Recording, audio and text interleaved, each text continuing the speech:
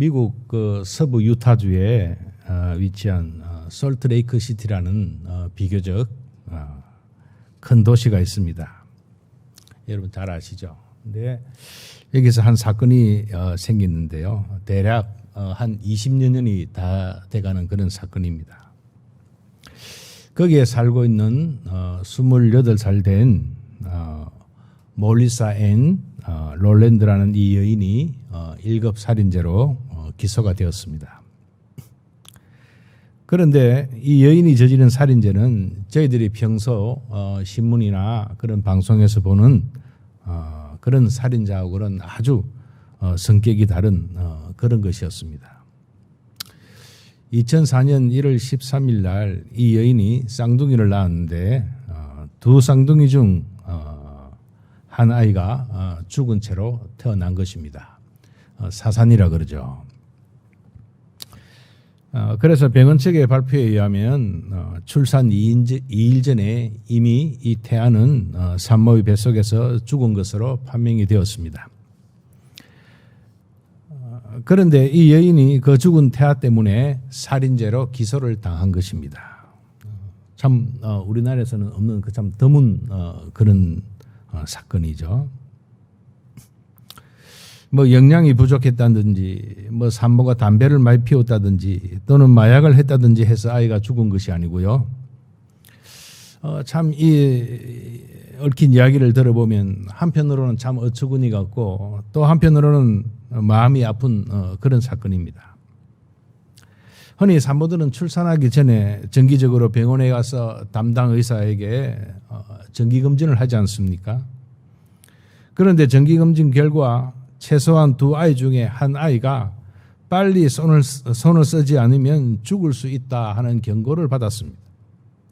그래서 출산하기 전 2주 정도 그 기간 동안 빨리 제왕절개 수술을 해야 아이를 둘 다 살릴 수 있다는 그런 경고를 받았습니다.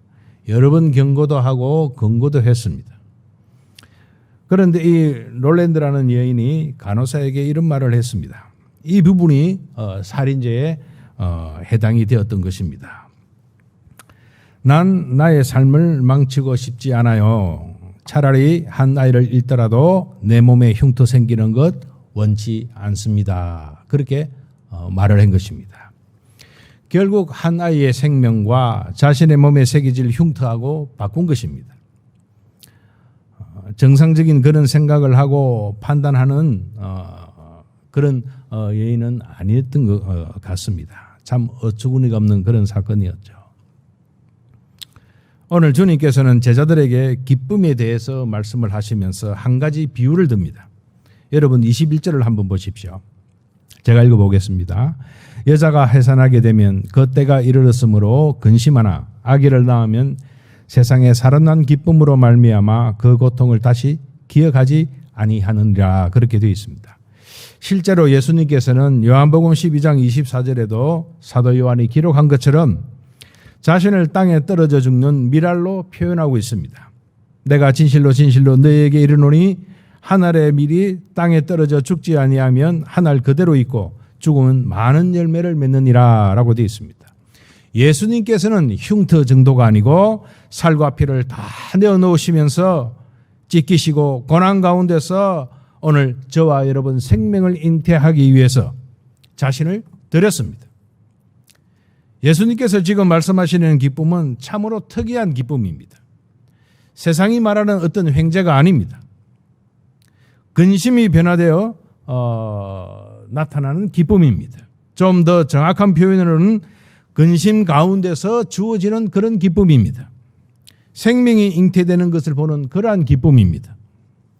오늘 하나님께서 저와 여러분을 부르시고 예수 그리스도를 알게 하시고 믿게 하시고 이 자리까지 이끌어 주신 것은요, 증거를 통해서 무엇인가 생명이 잉태되는 것, 열매 맺는 것을 보기 위함입니다.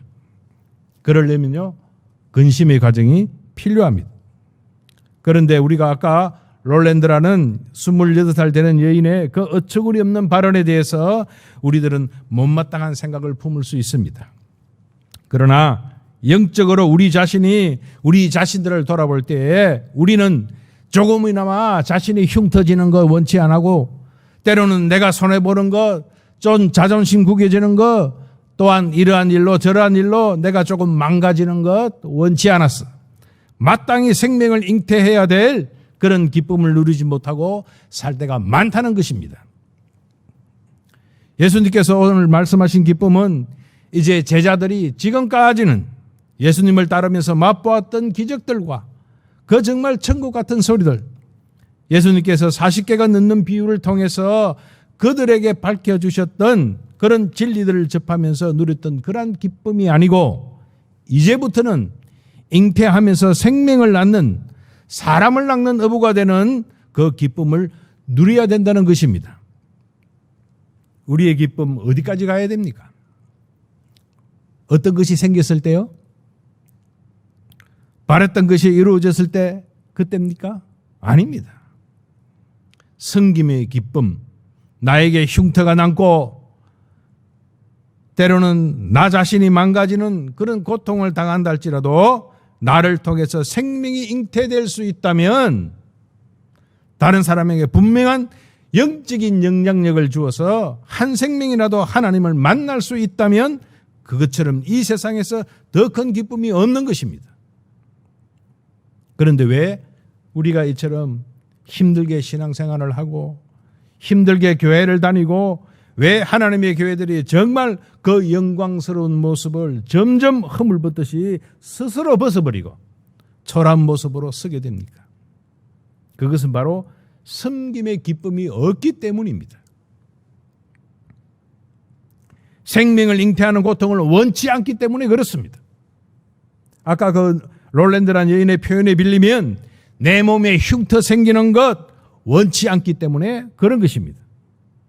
갈라디아서 6장 17절에 사도 바울은 분명한 자신의 삶의 태도를 밝히고 있습니다. 어떻게 밝히고 있습니까? 이후로는 누구든지 나를 괴롭게 하지 말라. 내가 내 몸에 무엇을 지니고 있다고요? 예수의 흔적을 지니고 있노라. 예수님으로 말미암아 그분의 사랑 때문에, 그분의 은혜 때문에, 그분이 나에게 주신 복음 때문에 내 일생을 바친 내 몸에 예수의 흔적, 고난의 흔적이 남는다 할지라도 나는 내 생명 아끼지 아니하고 내 인생 예수 그리스도를 위해서 바쳤다. 딴 말 할 필요가 없다는 거 아니겠습니까? 저와 여러분, 우리에게 이러한 결단의 태도가 있을 때 정말 이 세상에서는 누리지 못하는 기쁨이 분명히 샘솟을 줄로 믿습니다. 여러분, 흉 생기는 건 너무 두려워하지 마십시오. 우리에게 조금 데미지가 가는 것, 험이 가는 것, 예수 그리스도를 따르는 자에게는 흔히 있을 수 있는 그런 현상입니다. 오늘 저희들이 다룰 주제는 기쁨입니다. 요한복음 오늘 본문 16절에서 24절은 기쁨에 대한 말씀을 주님은 주고 계십니다. 정말 이 기쁨이 예수 그리스도 안에서 누리는 기쁨이, 제자들이 누렸던 그 기쁨이 오늘 다시 한번 우리들의 심령 속에 넘쳐나길 원합니다. 그리고 회복되길 원합니다. 그래서 오늘 본문이 우리에게 주는 것처럼 세 가지 정도로 이 기쁨의 성격들을 한번 파헤쳐보고 그 기쁨 때문에 우리들의 삶이 다시 한번 힘을 얻고 또 활력을 되찾을 수 있는 저와 여러분이 되시기를 간절히 원합니다. 시간 관계상 세 가지 가운데 다음에 기회가 되면 두 가지를 나누도록 하고요. 이 시간은 특별히 한 가지만 주제를 가지고 다루도록 하겠습니다. 바로 고난 속에 누리는 기쁨입니다. 16절부터 21절까지 이렇게 표현되어 있는데요. 제가 16절만 다시 한번 읽어보겠습니다. 여러분 한번 보십시다. 조금 있으면 너희가 나를 보지 못하겠고 또 조금 있으면 나를 보리라 하시니. 조금 있으면 이것이 두 번 반복되었습니다. 조금 있으면 예수님께서 제자들에게 나를 보지 못하겠고 조금 있으면 보리라. 이게 무슨 말입니까? 조금 있으면 보지 못하겠다. 무슨 일이 일어나지 않겠습니까? 예수님께서 육신적으로 십자가에 못 박혀서 돌아가심으로 조금 있으면 보지 못한다. 맞습니다. 다시 조금 있으면 보리라. 부활하신 주님을 그들이 다시 만날 때 그들의 근심을 통해서 기쁨이 된다. 그것이 21절까지 쭉 연결되어 있는데요. 21절은 여인이 해산하는 수고, 처음에는 근심이 있고 그 고통 참 크지 않습니까? 두려운 마음도 있을 수가 있고요. 하지만 아기가 태어날 때에 그 생명이 잉태되는 것을 볼 때에 기쁨으로 다시금 둘째, 셋째를 계속 낳는 것입니다. 고난 속에 누리는 이 기쁨, 예수님께서는 이렇게 표현하고 있는데요. 오늘 본문 가운데서 저희들이 뽑아낼 수 있는 것이 있습니다. 제자들이 달라졌습니까? 안 달라졌습니까? 신무상 달라졌습니까? 달라진 것이 없습니까? 그들의 모습이 달라졌습니까? 안 달라졌습니까? 달라지지 않았습니다. 그들이 둘러싸고 있는 환경이 달라졌습니까? 안 달라졌습니까? 며칠 사이에 부활하신 주님을 만날 때 이미 예수님께서 뭐라고 말씀을 하셨습니까? 너희들이 핍박을 당하고 위협을 당하고 잘못하면 생명도 잃을 수 있을 것이다. 그렇게 말씀해 주셨습니다. 계속해서 로마가 이스라엘을 통치하고 있었습니다. 유대 종교 지도자들은 예수 그리스도를 따르는 무리들을 여전히 핍박할 것입니다. 그들을 계속해서 어렵게 만들 것입니다. 극기하는 죽이려고 할 것입니다. 우리들의 나누는 기쁨은요, 딴 데서 생기는 것이 아니고 변화된 우리의 삶의 태도, 우리 마음속에서 일어난 변화로 말미암아 주어지는 그러한 기쁨입니다. 그래서 그 기쁨은 값진 것입니다. 값싼 것이 아닌 것입니다. 부활의 주님을 만나고 변화된 그들의 삶의 태도, 바뀌어진 인생의 목표가 그들에게 고난 가운데서도 견디고 오히려 고난 가운데서도 기쁨을 누리게 하는 원동력이 되는 것입니다. 그들 자신의 삶의 환경이 달라지지는 않았습니다. 이제 그들이 누리는 기쁨은 슬픔 가운데서 기쁨입니다. 고난 가운데서 기쁨이요, 고통 가운데서의 기쁨인 것입니다. 그 기쁨은 오직 부활하신 예수 그리스도를 만났을 때 오는 기쁨입니다. 이것을 좀 더 구체적으로 우리에게 한번 적용해 보십시다. 내가 기분 좋으면 예배 나오겠다. 그래가지고는 예배 드릴 수가 없는 것입니다. 내가 좀 마음이 편해지고 좋아지면 무엇을 하겠다. 그럴 수가 없는 것입니다. 얼마나 살아가면서 불쾌한 일이 많은데요. 여러분, 만약 제가 마음이 좀 편안하고 열정이 있고 사랑이 막 넘치면 오늘 설교하러 오겠다. 그러면 아마 오늘 내가 설교하러 오지를 못했을지도 모를 것입니다. 또 이렇게 생각하면 어떻습니까? 여러분 사시면서 문제가 있습니까? 없습니까? 내적으로 외적으로 문제가 많지 않습니까? 살아있는 난, 뭐 숨쉬고 있는 난 문제가 없을 수가 없지요. 여러분 문제 많이 있지 않습니까? 그 많은 수십 명, 수백 명의 사람을 만나는 목사는 어떻겠습니까? 설교할 수 있습니까? 없습니까? 없게 되는 것이에요. 그러니까 기쁨을 딴 데서 찾아야 되는 것입니다. 부활하신 주님을 만나야 우리가 진정한 기쁨이 생기는 것입니다. 여러분 인생의 가장 급한 일이 무엇입니까? 바로 예수 그리스도를 만나는 것입니다. 여러분 돈을 많이 벌면 기뻐지리라? 아닙니다. 내가 사람들에게 인정을 받고 세상적으로 높은 지위에 오면 기뻐하리라? 그렇지 않습니다. 예수 그리스도를 만날 때 진정한 기쁨을 누리게 되는 것입니다. 그리고 그분과 함께하는 삶이 계속되어질 때 바로 고난 가운데서도 기쁨을 누리게 되는 것입니다. 그렇기 때문에 가능한 눈에 보이는 것 때문에 너무 우리의 인생을 스스로 힘들게 만들지 마시기 바랍니다.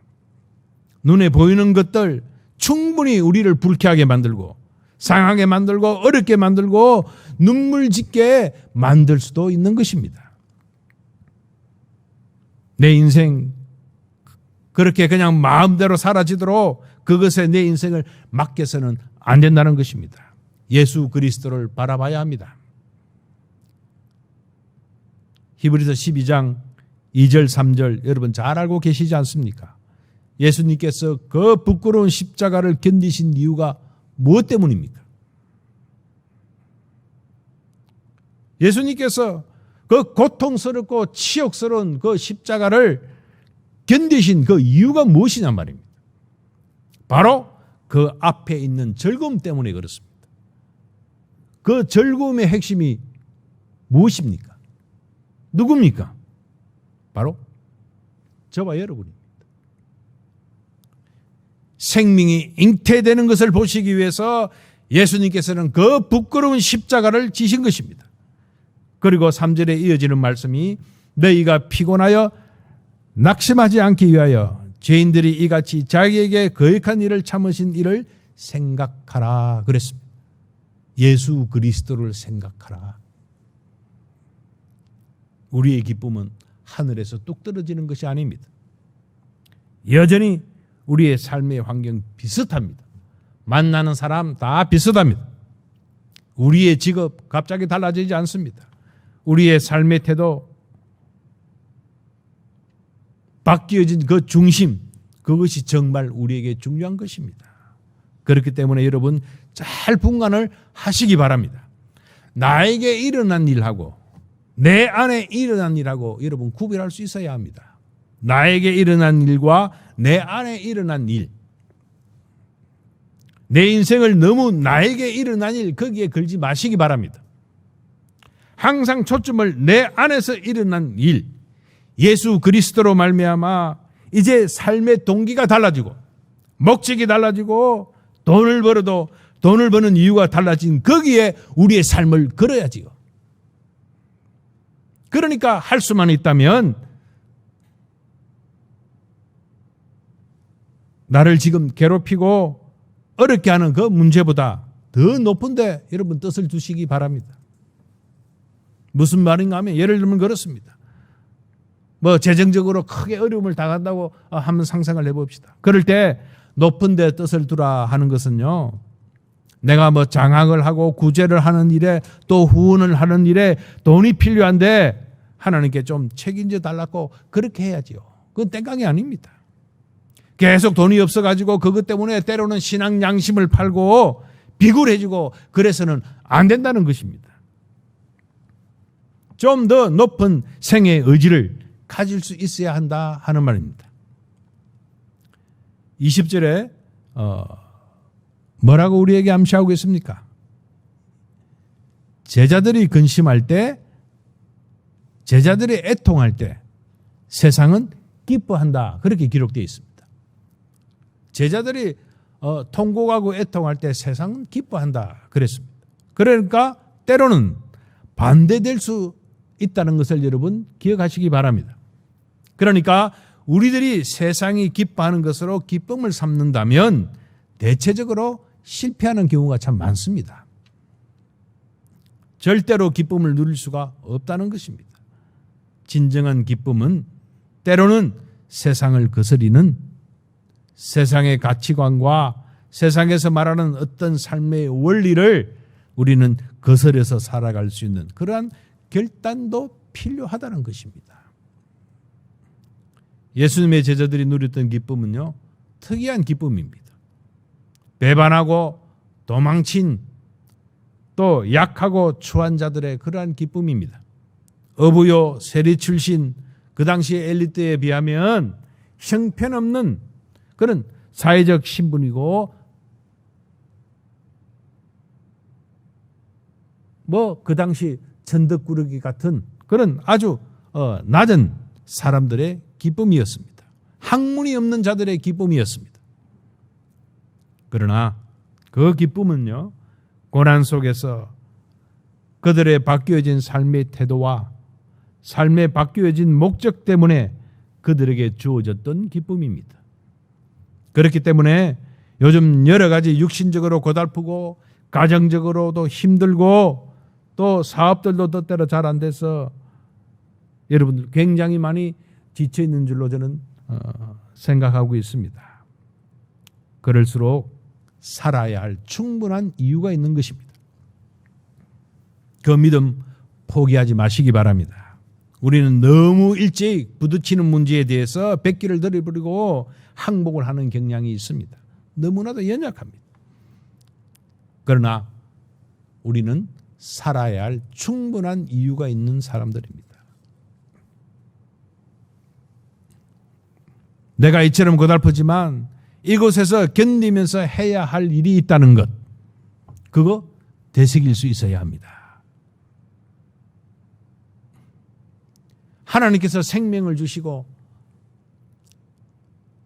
저의 죄 때문에 예수님께서 육신적으로 그런 치욕을 당하시고 고통을 당하시면서 우리에게 삶을 주신 이유가 있다는 거, 그거 잊어버리면 안 되는 것입니다. 해야 할 일이 있습니다. 예수님께서 피값 주고 사신 우리의 생명을 통해서 해야 할 일이 있다 하는 것입니다. 여러분, 빅터 프랭클이라는 혹시 정신과 의사 이야기를 들어본 적이 있습니까? 오스트리아 비엔나에서 아주 촉망받는 그런 의사였습니다. 2차 대전 만렙에요. 온 가족이 아우슈비츠 강제 수용소에 끌려갔습니다. 아내와 부모와 자식들까지 다 거기서 잃었습니다. 혼자 남았습니다. 살 수가 있을까요? 없을까요? 하루하루가 암담한 상황이었습니다. 그리고 하루하루 짐승 이하의 취급을 받았습니다. 그런 가운데 이분이 어느 날 결단을 했습니다. 실망하고 좌절하면 안 되겠다는 것입니다. 하나님께서 나에게 생명을 주신 뜻이 있을 것이다. 내가 살아있는 동안은 스스로 죽을 쪽으로 생각하지 말고 사는 쪽으로 생각하자. 그리고 그 결단한 아침부터요, 유리 조각을 가지고 면도를 시작을 했습니다. 사실 그거 있으면서 부모, 자식, 아내 다 잃고 혼자 살면서 뭐 면도할 기분이 나겠습니까? 살아도 산 것이 아니죠. 그러나 결단한 아침부터 유리를 깨서 그것으로 면도를 시작을 했습니다. 유리 조각으로 면도하니까 어떻게 되겠습니까? 얼굴이 찢어지고 흉터가 생길 거 아니겠습니까? 다른 사람들이 흉볼 것 같습니까? 마음이 작정이 되면 상관이 없는 것입니다. 그것으로 면도를 하는 것입니다. 아무도 보는 사람이 없어도 날마다 면도하는 것입니다. 평소 오스트리아 비엔나에서 의사생활을 할 때처럼 아침에 일어나서 그것으로 면도를 하는 것입니다.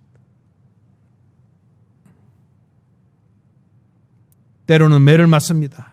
아주 침뱉음을 당하고 구두발길질을 당하고, 그래도 유럽 상류사의 정의 의사였지만 형편은 얻는 그런 취급을 당했습니다. 그런 가운데서도 그가 면도를 하면서 다짐을 합니다. 그때 그분이 했던 유명한 말이 아직까지도 남아 있습니다. 나에게 일어난 일에 대해서 내가 어떻게 반응을 할 것인지를 선택할 수 있는 자유는 결코 나에게서 빼앗아갈 수 없다. 나에게 일어난 일에 대해서 내가 어떻게 반응할 것인지를 선택할 수 있는 그 자유는 결코 내게서 빼앗아갈 수 없다. 때로는 돈이 내 곁에 있지 아니하고 떠나갈 때가 있습니다. 그처럼 의지하고 사랑하고 믿었던 사람이 내 곁을 떠나갈 때가 있습니다. 이것이면 충분히 내 인생이 보장되리라 생각했던 것이 형편없이 나를 망가지게 하는 경우도 참 많습니다. 그러나 나에게 일어난 그러한 일 때문에 하나님께서 나에게 주신 이 생명, 귀한 것으로 알고 내가 굽히지 않겠다는 그런 믿음의 결단만큼은 빼앗길 수 없다는 것입니다. 여러분, 그렇게 사는 것이 믿음입니다. 우리 그리스도인들이 돈이 많으면 좀 기뻐하면서 살고, 없으면 위축되고, 다른 사람이 날 좀 알아주면 무엇인가 하나님의 복으로 알고, 또 우리가 그러지 못한 자리에 형편없이 자신이 부끄럽게 여겨질 정도로 힘든 자리에 서게 되면 예배도 중단하고 기도도 중단하고 찬양도 중단하고 그것은 믿음이 아닙니다. 우리 한국 사람들 정이 너무 많아가지고요. 정서에 울고 정서에 웃는 그런 경향들이 참 많습니다. 그러나 그리스도인들은요, 어떠한 환경 가운데서도 생의 의지를 굽히지 않는 사람들입니다. 여러분, 사셔야 될 충분한 이유가 있습니다. 연세에 관계없이 지금의 나의 직업에 관계없이 사셔야 될 충분한 이유가 있는 사람들입니다. 왜요? 하나님께서 주신 생명이 있기 때문에 그렇습니다. 여러분 믿습니까? 함부로 살아서는 안 되는 것입니다. 생명의 책임을 져야지요. 너무 우리 주위에서 일어난 일, 나에게 일어난 일, 그 일 때문에 생명까지도 스스로 비하시키고 무시해버리는 그런 일은 결코 없어야 할 것입니다. 여러분, 우리의 믿음을 너무 과소평가하지 마시기 바랍니다. 예수 그리스도께서 십자가를 지시고 죽으시고 부활하셔서 그 복음의 능력으로 우리에게 주신 생명이요 믿음인 것입니다. 그냥 주어진 것이 아닙니다. 그리고 오늘 이 자리까지 바로 하나님께서 저와 여러분 우리를 불러주신 것입니다. 늘 저희들이 오히려 구해야 할 것은요, 은혜입니다.